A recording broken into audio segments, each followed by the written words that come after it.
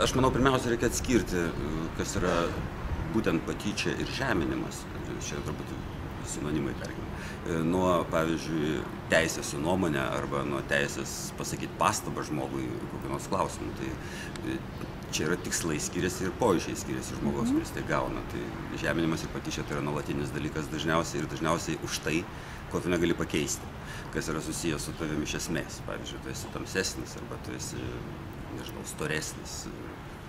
Dėl storumo dar galima pastabą pasakyti, pavyzdžiui, kad mityba gali būti geresnė arba sportas. Bet tarp vaikų, aš nežinau, aš atsimenu tikrai, kad man tai yra kliūvę, kai aš perėjau kitą mokyklą antroje klasėje ir atvažiavau į miestą. Tai visa klasė kažkaip buvo šokus ant manęs vienu momentu, reiškia, dėl kažkokių priežasčių, reiškia. Dėl aprangos, gal dar dėl kažko. Buvo tokia situacija, aš jaunystėje buvau labai nervingas, viską reaguodavau su baisingu įsiūčiu ir tai galbūt skatino, kad jis, reiškia, dar labiau lysti. Galvoju, po to išmokau tiesiog atsikirtinėti ir lygiai taip pat surasti atgalinį trūkumą to žmogaus, kuris bando mano trūkumą man implikuoti. Liežuvį aš turiu ir galiu kalbėti gana aiškiai.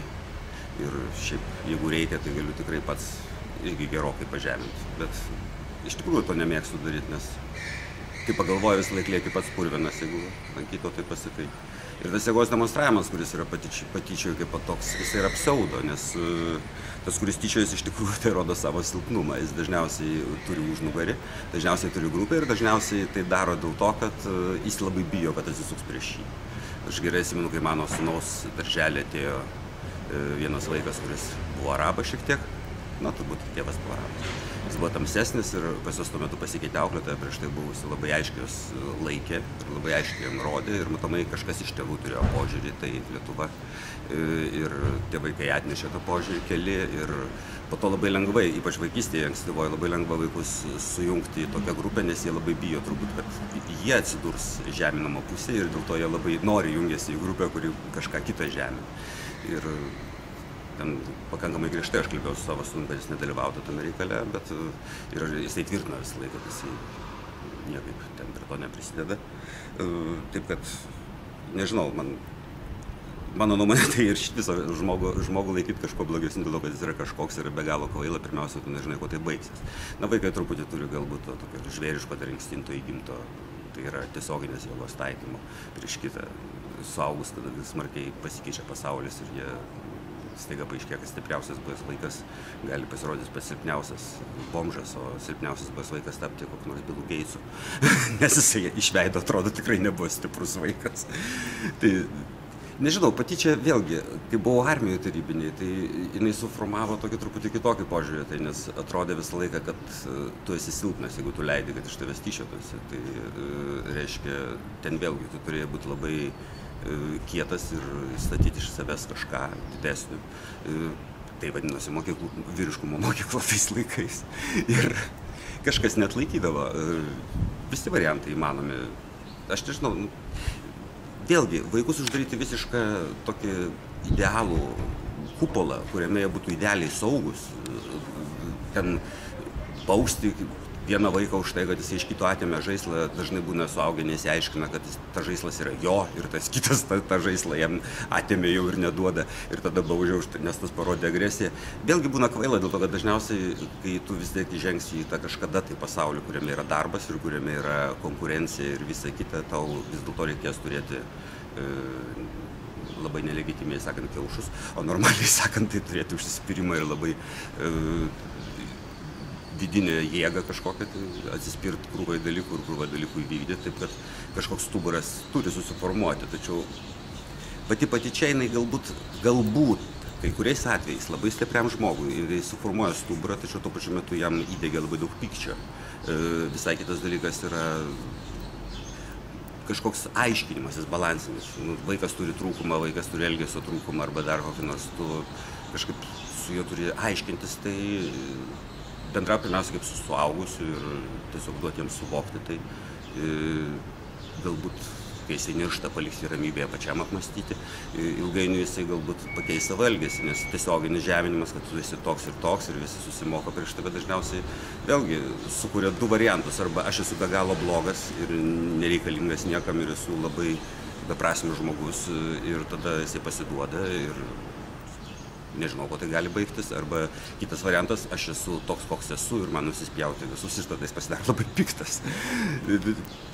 Čia nėra kelias, iš tikrųjų, kam atrodo, kad tai yra kelias. Vaikai dažniausiai vis dėlto atsineša turbūt tą įsiūtį ir polinkį iš kažko tyčiotis iš savo tėvų. Gali tėvai auklėti kaip nori, jie gali jiems sakyti gerus dalykus, tačiau faktas yra, kad pirmiausia reikia gyventi, kaip reikia gyventi. Ir jeigu tu gyvenime kur nors užuominomis pradedi aiškinti, kad kažkokie nigeriai čia kažką daro, arba dar kažkas, savaime suprantama, kad vaikas tai nešis ir tai laikys tikrą informaciją, o ne tą informaciją, kurią tu jiems sakėjai gražiais balsais.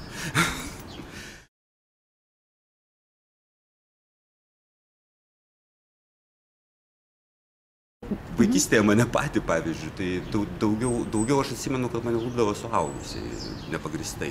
Tai yra nesusijęs su mano šeima visai žmonės, kadangi aš buvau sanatorijoje pusę metų su Džiova. Ten seselės lūpdavo už viską su lašelinės šitais, vadinasi, tais laikais lašelinės buvo guminės. Su lašeliniu to guminiu mes vadinom pamošnikais, jos taip vadino. Ir ten termometras daužiai sulupa, ten tą padarai prilupa. Ligoniai berniukas padarė nusižengimą, nuogą pastato mergaičių palatoj. Kažkas nutarė, kad tu kažką tenais darei blogo, pastato tave be teisės įsiremti jokią sieną kokiam 2 valandom. Na, tokie tarybiniais laikais tai atrodė turbūt kaip nekildavo niekam minčių, kad tai yra kažkas ne taip. Tėvai gal ir žinojo, taip, bet turbūt galvojo, kad tai yra kaip ir auklėjimo sudedamoji dalis. Tas žaidimas, kadangi nebuvo aiškinimo, kad tai yra nenormalu. Kita vertus, atrodo, kai nėra aiškinimo, kad tai yra nenormalu ir tai yra pakankamai masiška, tai nustoja būti kažkokiu tai išskirtiniu žeminimu, tu nesi išskirtinis, visiems taip kliūna. Ir čia yra tas vėlgi dalykas, jeigu visiems sunku, tai visiems sunku ir tada žmonės nesijaučia žeminami galbūt dėl aplinkybių. Lietuva yra labai sunkiai šalis šio požiūrio, nes pas mus dabar labai smarkiai klesti ir labai toleruojama ir labai netgi garbinama tiesiog pretekstinė neapykanta bet kam.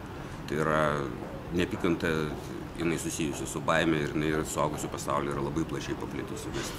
Vieni nekenčia Europos, kiti nekenčia Rusų, vieni nori žudyti visus komunistus, kiti nori žudyti visus gėjus. Yra agresija visur ir automatiškai vaikai ją gauna ir čia suaugę negali auklėti to vaiko, nes kad tu čia beauklėsi, faktas yra tas, kad jis mato gyvenimą.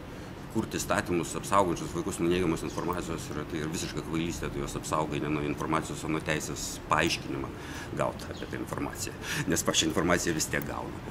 Tu saugok jas nesaugojęs, jis prisijungs prie interneto ir bet kur kitur surasi. Tai televizorių įsijungus tu matai agresiją, pokalbių šou tu matai bandymą surasti tik tai neigiamą kampą ir kažkokiu tai būdu užsipult kažką, kas bando kalbėti logiškai. Čia yra pats savaime pasaulis aplinkui yra toks, aš negaliu pasakyti, kad atskiras suaugęs gali auklėjimo būdu pakeisti vaiką. Yra kitas dalykas, yra įgimti dalykai, yra vaiko charakteris, yra šeimos gyvenimas, kuris yra svarbiausias galbūt tam lygiai ir kaip tu ten matai, jau taip ir bus. Jeigu tu kažkaip demonstruoji tai savo gyvenimu, tai greičiausiai aš tikiu, kad ir pasiekmė bus panaši. Vėlgi, matomos aplinkybės, jeigu kažkas mato, kad paskutinis Vološus gyvena vis geriau, reiškia, ir jisai tuo pačiu metu per visus lipa ir vis tiek gyvena vis geriau, tai vėlgi pavyzdys yra, kuris gali visai paveikti žmogų. Čia vis dėlto bendros visuomenės požiūris. Aš kaip pasižiūriu tas nuotraukas, pavyzdžiui, kurios buvo praeitų metų, kai vyko gėjų paradas ir ten kaip šeimos vertybių gynėjai rėkia ir tu pasižiūrėt nuotraukų, lygiai tai pagalvoju, čia šeimos vertybių gynėjai, galvijai gyvena. Tai, ta prasme, aš negaliu pasakyti, ar kita pusė yra labai patraukli, bet, jie neatrodė galvijais, taip kad jeigu tu nori įrodyti kažką kažkam, pradėk išmokti būti geresniu už tą kitą ir tada tu pasieksi savo, o ne bandyti jį visai ten žeminti, nes tai nėra žingsnis į priekį. Ir visą laiką manau, kad vienintelis kelias į priekį ir visą laiką taip aiškinu, kad tai yra padaryti geriau. Tu gali sakyti, tas popsas yra šeo, čia šroką groju. Tu negali taip sakyti, nes tai yra nesąmonė. Sąmonė yra, kada tu pagrosi geriau ir tada automatiškai tu būsi geresnis. Ir tas še, taps še. Tu negali bandyti kažką griauti ir to būdu įtvirtinti save. Tu turi tiesiog įtvirtinti save, padarydamas kažką geriau. Aš manau, čia yra pagrindinis dalykas, kuris turi būti labai aiškus ir tada nebereikės užsipuldinėti atskiro žmogaus, bandant save pakelti būtent jo žeminimo būdu. Nes tu iš tikrųjų save pakelt turi savo kelimo būdu. aš nematau kito būdo, kaip iš viso ką nors pasiekti, išskyrus tiesiog gyventi, tiesiog, kad pavyzdys jisai būtų.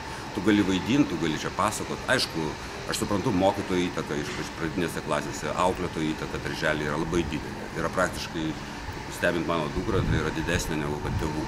Jei mano nuomonė yra mažiau svarbi, bet jeigu mokytoja pasakė, bent jau pirmose klasėse buvo kur kas svarbiau, nes tai yra, šitas žmogus susiem to, kad mane moko. Tai savame suprantama, tų žmonių požiūris ir tų žmonių dėstomos mintis. Ir ne tos, kurios oficialiai iš vadovėlio perskaito, tos, kurios skaitosi tavyje iš esmės. Tai yra, ką tu iš tikrųjų galvoji, nes tai vis tiek matysis. Tokie dalykai yra svarbus.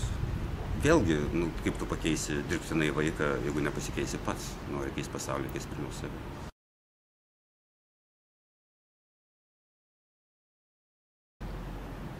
Aš tai visą laiką bandžiau savo vaikams sakyti, kad tu turi apsiginti. Aišku, apsiginti tu turi ne atvirkštiniais metodais. Tiesiog tas žmogus, kuris taiko prieš tave bet kokią priežastį, patyčiai. Jisai paima tik tai vieną mažą tavo dalį, kurią jisai paviršia labai svarbia. Tačiau tu turi labai daug kitų dalių, kuriomis tu esi daug geresnis už jį. Reiškia, ir automatiškai tu gali parodyti, kad tu esi daug geresnis. Tiesiog paprasčiausiai kiekvienas iš mūsų turi talentą vienai pusėje. Jeigu kažkas labai gerai bėga, o kažkas labai blogai bėga, tai gali, aišku, tyčiotis iš to, kuris blogai bėga. Bet gal tas, kuris blogai bėga, labai gerai piešia, tai jis tada gali tyčiotis iš to, kuris greit bėga. Nereikia iš nieko tyčiotis, tu visą laiką atsilaikysi tada, kada surasi savyje tai, kas tavyje yra geriausia. Ir būtent iš to padarysi, sukursi save. Tai yra toje vietoje, toje pusėje. Galų gale pasaulis dabar labai mažas, mes turime galimybę bendrauti su visų pasauliu, mes galim surasti intereso draugų ratą, kuris idealiai atitinka būtent mūsų vidinį pasaulį, būtent mūsų siekius ir norus. Visai nebūtina bendrauti su tais ten 3 aplinkui, kurie tau galbūt netinka. Tiesiog reikia teisingai pasirinkti draugus, reikia teisingai žinoti, kas ieškoti savyje tos jėgos tikslingumo, aš nežinau, net nežinau, kaip suformuoti lietuviškai.